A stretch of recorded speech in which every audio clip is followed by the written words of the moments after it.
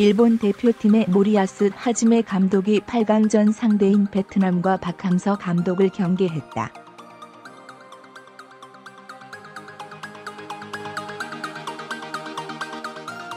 일본 축구 대표팀 2회를 오후 8시 한국 시간 아랍에미리트연합 UAE 샤르자 스타디움에서 열린 사우디아라비아 대표팀과의 2019 아시아 축구연맹 AFC 아시안컵 16강전에서 1-0으로 승리했다.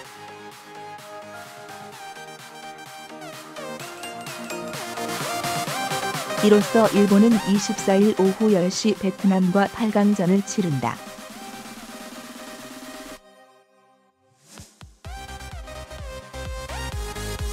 경기 후 모리야스 감독은 공식 기자회견에서 토너먼트에서 승리했다는 건 매우 중요하다.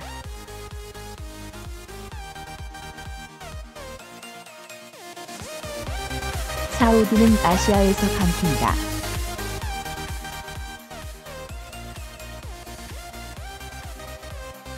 무실점으로 승리한 게 좋았다며 베트남보다 준비 시간이 부족하지만 빨리 회복해야 한다.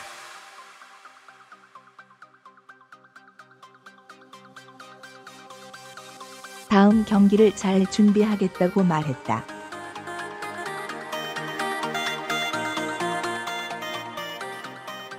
(8강) 상대인 베트남에 대해서는 베트남은 수비가 강하다.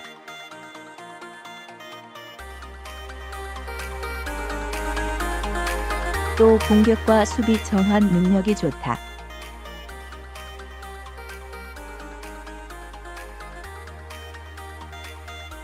박항서 감독은 23세 이하 대표팀을 겸임하고 있으며 같은 수비 스타일을 유지하고 있다.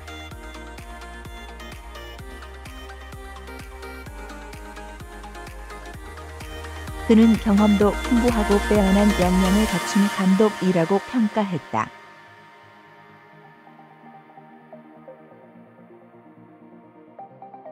이어 베트남은 공격에 강점이 있다.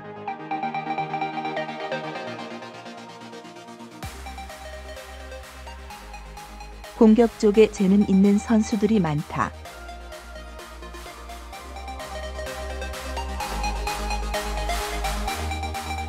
우리는 수비에 신경을 써야 한다.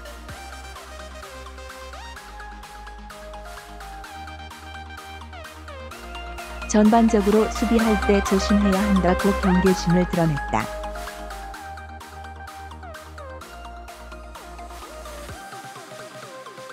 베트남은 지난 20일 요르단을 상대로 승부차기까지 가는 접전 끝에 승리를 거두면서 8강에 올랐다.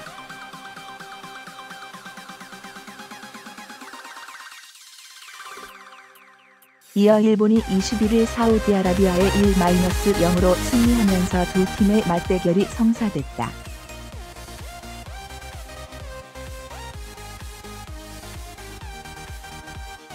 객관적인 전력에서 베트남은 일본에 뒤진다.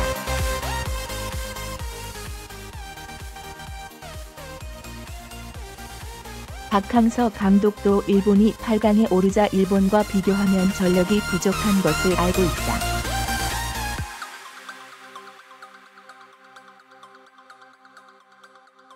일본은 정교하고 패스가 뛰어나다.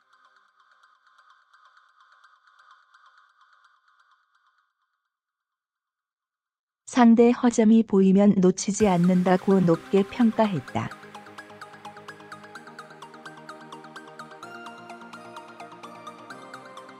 하지만 마냥 물러설 수 없다.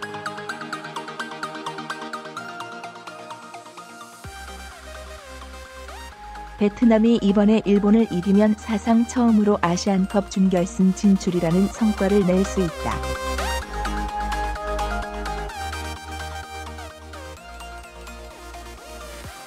새 역사에 도전하는 베트남이 가장 기대하는 것은 박항서 감독의 지도력이다.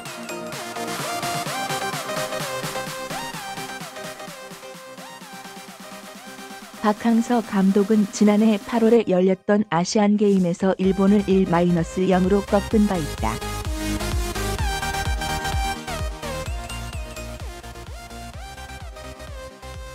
베트남은 박항서 감독의 지도력이 이번에도 발휘되길 바라고 있다.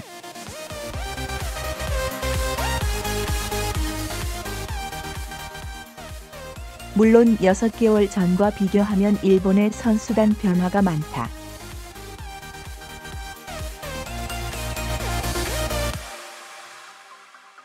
일본은 지난해 아시안게임에 21세 이하 선수들을 출전시켜 2020년 도쿄올림픽을 준비했다.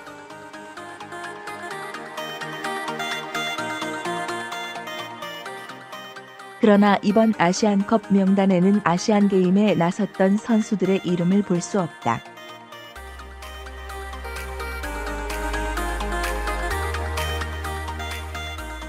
반면 베트남은 아시안게임에 23세 이하 선수들로 팀을 이뤄 출전했다.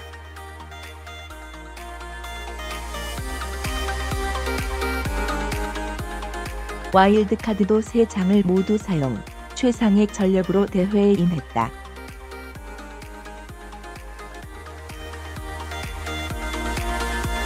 아시안게임에 나섰던 선수들 대부분은 이번 아시안컵에도 출전하고 있다.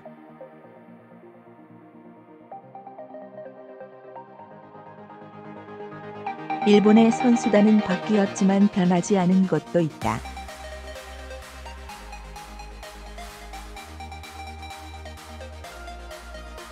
바로 일본 대표팀의 수장이다.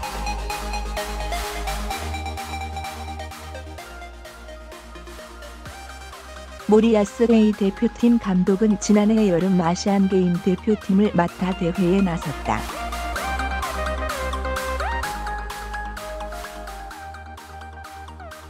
모리야스 감독은 일본을 준우승으로 이끌었지만 조별리그에서 베트남에 무릎을 꿇었다.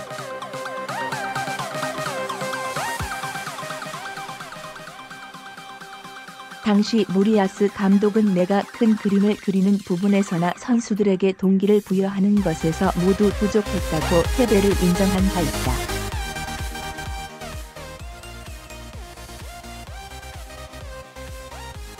모리야스 감독은 자신에게 패배를 안겼던 베트남을 상대하는 만큼 신경이 많이 쓰일 수밖에 없다.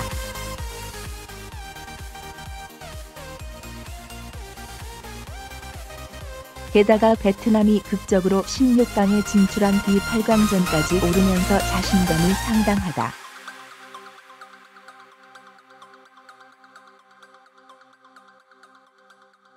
기세를 탄 베트남은 일본에게 부담스러울 수 있다.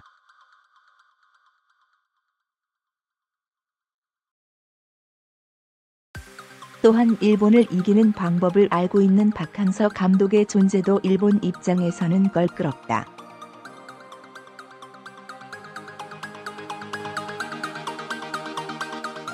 갑자기 또 다른 한 일전이 열리는 분위기가 됐다.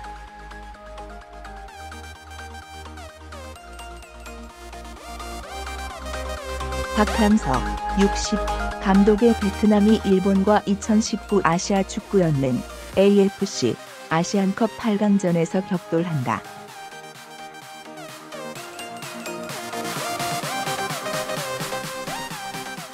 두 팀은 24일 밤 10시 한국 시각 아랍에미리트 두바이의 알막툼 스타디움에서 맞붙는다.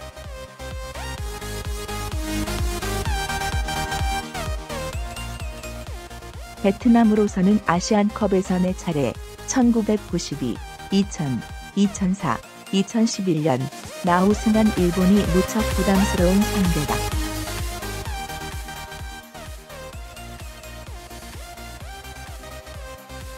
박항서 감독도 21일 일본과 사우디아라비아의 16강전 일본 1-0 승리를 지켜본 뒤 국내 취재진과 만나 우리 전력이 안 되는 것은 알고 있다.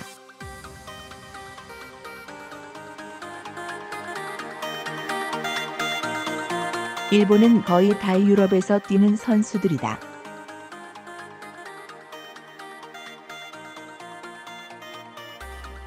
쉽지 않은 상대라고 말했다.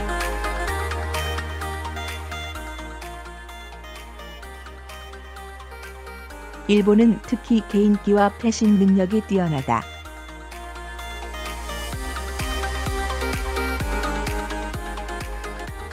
사우디와의 경기에 주전으로 나선 11명 중 10명이 잉글랜드, 독일, 스페인, 네덜란드, 벨기에, 터키 등에서 뛰는 유럽파들이었다.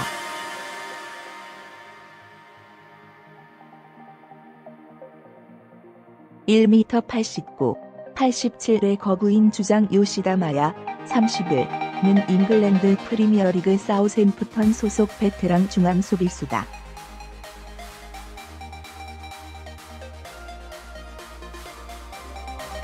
베트남이 승리를 위해서는 그가 지휘하는 일본의 포백을 뚫어야 한다.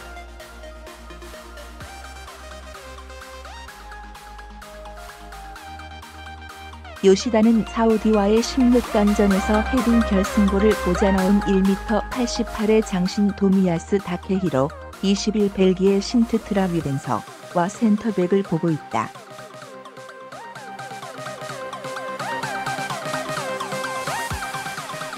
박항서 감독은 이번 16강전에서 비초 1위, 2승 1무를 한 요르단과 1-1로 비긴 뒤 승부차기에서 4-2로 잡은 역도 한 번 매직을 발휘했다.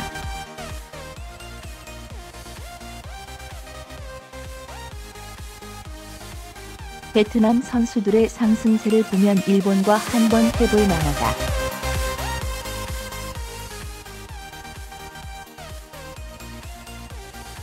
박 감독도 도전해보겠다고 의욕을 보였다.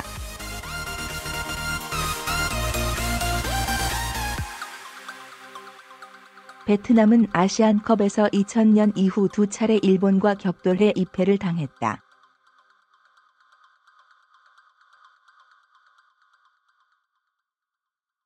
개최국 자격으로 본선에 진출했던 2007년 아시안컵에서는 조별리그에서 1-4로 졌다.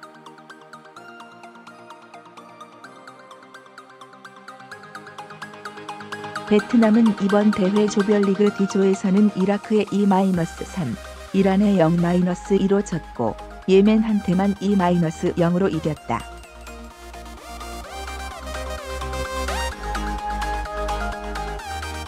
(16강전까지 4경기 5골 6실점을 기록했다.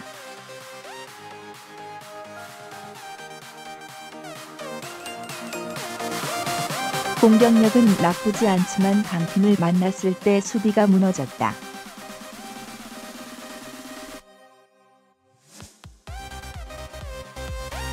일본은 조별리그 F조에서 3승을 올렸다.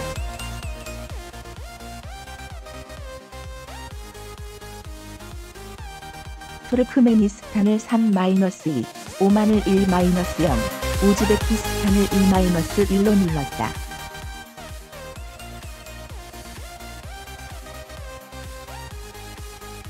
사우디와의 16강전도 1-0으로 승리하는 등 모두 1점 차 승부였다.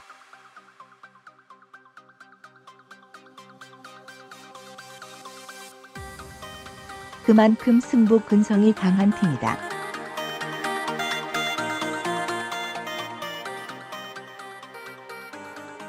(5년 4월 1일에 수비 중심의 역습 전술을 구사하는 박항서 감독이 모리야스 하즈메, 50일, 감독이 이끄는 일본, 4년 4월 2일을 상대로 이번엔 또 어떤 매직을 발휘할지 주목된다.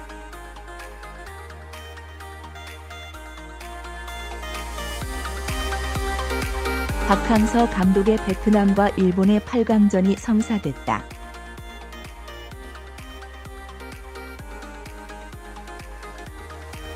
일본은 21일 오후 현지 시각 아랍에미리트 UAE 샤르자의 사르자 스타디움에서 열린 2019 아시아 축구연맹 AFC 아시안컵 16강전에서 전반 20분 터진 중앙 수비수 도미야수 다케히로의 헤딩 결승골로 사우디아라비아를 1-0으로 눌렀다.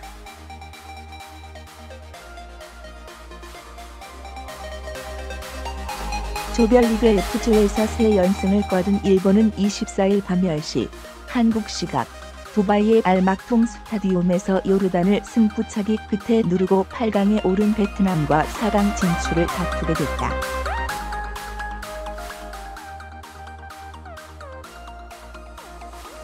일본은 아시안컵 최다 우승국 4회로 이번 대회 우승 후보 중 하나다.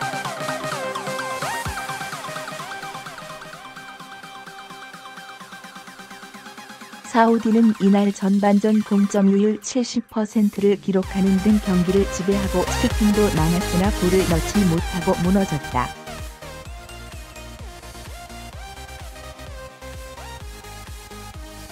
일본은 전반 20분 코너킥 상황에서 골을 만들어내며 우승을 향해 순항을 거듭했다.